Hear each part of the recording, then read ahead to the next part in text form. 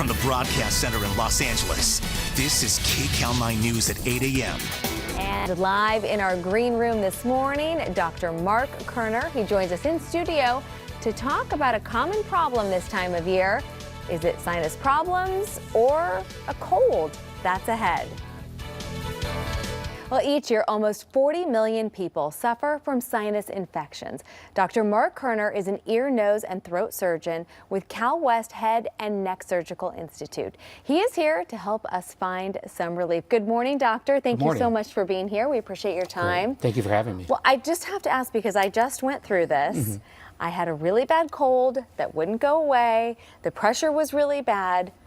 What's the difference between a sinus infection and a really bad head cold? Sure, that's a great question, and it's something that we use as an arbitrary definition because many of the symptoms overlap. So a cold and a sinus infection have the same symptoms, whether it's a runny nose, facial pain and pressure, congestion. So we typically say that a cold that seems to last more than 7 days is a sinus infection, and at that point we think we should be treating them with antibiotics.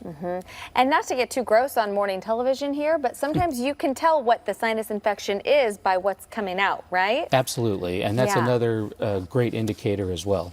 Okay, and so we also hear a lot of people complaining about allergies. Sure. So how do you differentiate then between those and that? Sure. So typically allergies, people that suffer from allergies have allergies over a long period of time, and they get worse seasonally. So their symptoms will be anywhere from itchy eyes, maybe a little bit of a runny nose, some congestion that's intermittent and usually occurs at different seasonal changes. And what can happen is when they have bad allergies, it can cause swelling and it can cause blockage of the sinuses, which then leads to a sinus infection.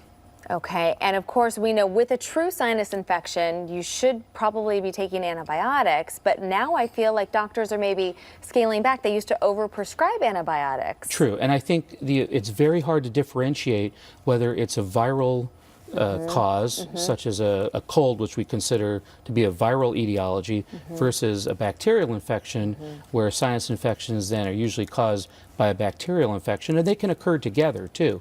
So a lot of times the differentiation is difficult for doctors, and unless you can look into the openings of the sinuses like we can with our technologies, then it's hard to make the diagnosis. Right, which the normal doctor can't do. Exactly. Usually, right.